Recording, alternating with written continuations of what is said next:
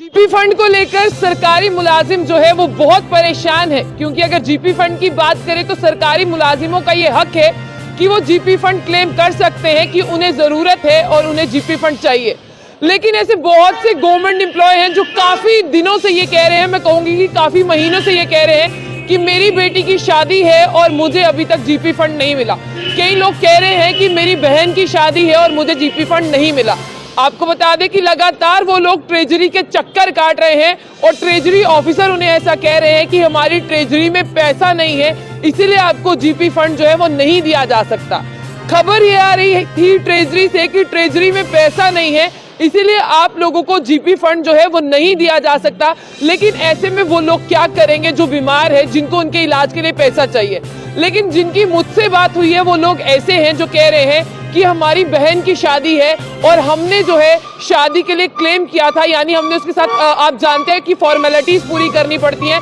Card लगाना पड़ता है कि मेरी बहन की इस तारीख को शादी है, तो इससे 1 महीना पहले क्या आप हमें जीपी फंड दे देंगे ताकि हम अपनी बहन की शादी हो या बेटी की शादी हो वो सही तरह से कर पाए। अभी भी कुछ लोग ऐसे हैं जो डेली राबता करते हैं और वो पूछते हैं क्या आप हमारी कुछ मदद कर सकते हैं, क्या हमारा जीपी फंड जो है वो क्लियर हो सकता है, आप हमें उसके बारे में जानकारी दे सकते हैं, क्योंकि वहां पर ट्रेजरी में पैसा नहीं है। आपको बता दें कि लगातार अगर मैं 4 से 5 महीने की बात करूं तो वो लोग ऐसे हैं जिन्होंने आज से 4-5 महीने जो है जीपी फंड के लिए क्लेम किया था, लेकिन आज तक जो है उन्हें नहीं मिला। और मैं आपको बता दूं कि बीच में 2 लोग ऐसे हैं जिनकी बेटी की शादी हो चुकी है और एक व्यक्ति ऐसा है जिसे अपने ऑपरेशन के लिए जो लुधियाना में जाकर करवाना था उसके लिए पैसे चाहिए थे, लेकिन उन्हें उधार उठाना पड़ा और जिनकी बेटी की शादी थी उन्हें भी उधार उठाकर जो है वो शादी पूरी करनी पड़ी। हालांकि मैं आपको ये बता दूं कि उन्होंने कोई बहुत ज्यादा जीपी फंड क्लेम नहीं किया था, बहुत थोड़ा सा क्लेम किया था। लेकिन अब सरकार क्या कहती है, यानी यहाँ पर कहा क्या जा रहा है, आप वो सुनिए क्योंकि वो बहुत इंपॉर्टेंट है। यहाँ पर कहा जा रहा है कि हो सकता है, देखिए क्लियरेंस ऑफ जीपी फंड जो है वो कैसे क्लियर हो सकता है, वो क्लियर हो सकता है प्रायोरिटी बेसिस पर, यानी जिन केसेस को ज्यादा जरूरत है हम उन्हें जीपी फंड देते हैं। जिसके घर पर बहन की शादी है, जिसकी बेटी की शादी है, जिसका इलाज जो है वो होना है, जिसका ऑपरेशन जो है वो लुधियाना में है, तो उसे जरूरत है या किसे जरूरत है। और बताया जा रहा है कि इमरजेंसी में भी जो है हमने बहुत सारे जीपी फंड जो है यहाँ पर दिए हैं और अब नतीजा ये आया है, हो सकता है कि डबल बार किसी को जीपी फंड दे दिया हो। सरकार की नाकामयाबी देखिए, लोग 1 बार जीपी फंड मांग रहे हैं और सरकार दावा कर रही है कि हमने 2 बार दे दिया।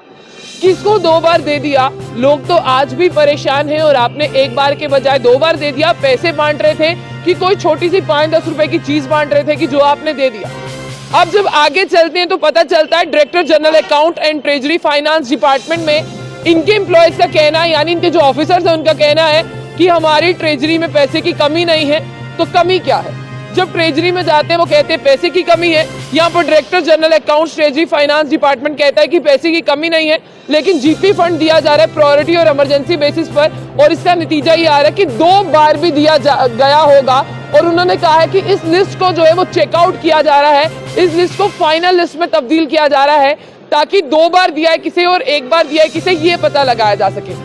सरकार के 2 बार की और 1 बार के चक्कर में लोगों की बेटियों की शादी के लिए उन्होंने कर्जा उठा लिया, लोगों की बहनों की शादी के लिए उन्होंने कर्जा उठा लिया। जिस मरीज को ऑपरेशन करवाना था वो कर्जे से जो है वो ऑपरेट करवा कर आया, तो उसका जो है सरकारी मुलाजिम होने का, उसके हक का उसे क्या फायदा। आपको बता दें कि यहाँ पर जो है यहाँ पर कहा गया है कि जम्मू कश्मीर जो यूनियन टेरिटरी है including New Delhi treasury are being cleared on analogy of FIFO system. New Delhi की जो ट्रेजरी है वो भी फीफो सिस्टम पर जो है बिल को निकालने पर लगी हुई है, लेकिन बहुत ज्यादा वक्त हो गया है, लोगों को अपने बिल जो है वो नहीं मिल पा रहे हैं। और फाइनेंस डिपार्टमेंट ने अगस्त 4, 2023 को कहा था कि जल्द से जल्द जो है जीपी फंड दे दिया जाएगा, लेकिन अभी तक लोगों को यहाँ पर नहीं मिला है। और अब देखिए जो सर्कुलर यहाँ पर मेरे हाथ में है, जो देर रात को सर्कुलर आया था, यह आया था government of Jammu and Kashmir director general of accounts and treasury finance department JNK Mahesh Das, general director accountant and treasury finance department. अब मैं आपको बता दूं कि इसके बीच में एक